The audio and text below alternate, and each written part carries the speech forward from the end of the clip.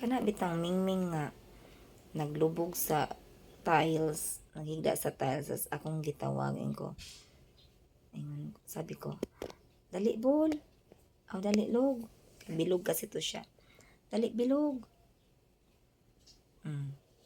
Pag sinabing dali bilog, dito muna siya sa aking may hita. Tapos, panay cellphone kasi ako. Bigla na lang siyang lumapit sa akin. Ganyan siya. Ganyan yan ka-sweet. Pag pinatawag ito, lalapit talaga yan at magpakarga. Siya rin yung pusa na nagpakarga kung kumakain si Dada.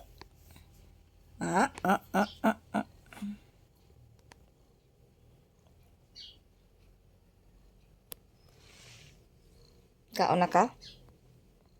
Gutom na pa siguro eh. Kakain ka na? Kakain na ba ang aking labdab? Only for parents? Really? Hindi siya pinipreso, oy. Hindi siya ipreso-preso. Sa na mong Tagalog, dad, mama, oy. Hindi ni siya ipreso kay buan parang hubog. Parang lasing ito pag ikulong. Kanang Papa Jesus, bantayin mi karong kuan ha. Kay mulisan ra ba, makuan ra ba sila, ma-evacuate ra ba si mama ug si dada. Ma-evacuate ra ba sila kay forced evacuation man karon kay naay tila abot nga bagyo. Mao na safety una namo ang among mga mingming ilang kulungan. Bumili na kami ng trapal, tapos tie wire igaid. Tapos sa kulungan nila. Then sana bantayan sila nga sila ra diri. Makonsensya ra ba mi? I claim it. Bantayan sila tayo to ha.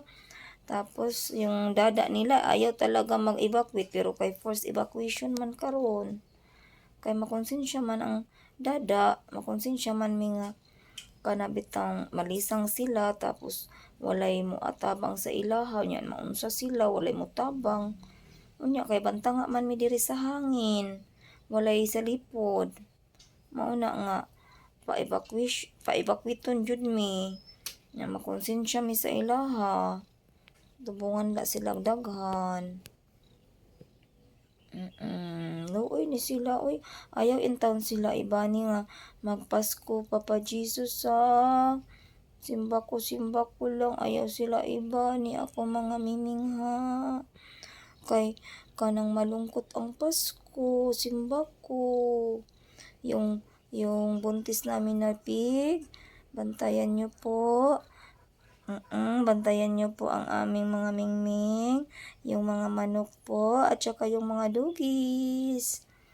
Pati sila mama o si dada, bantayan no. Naminaw ra ba?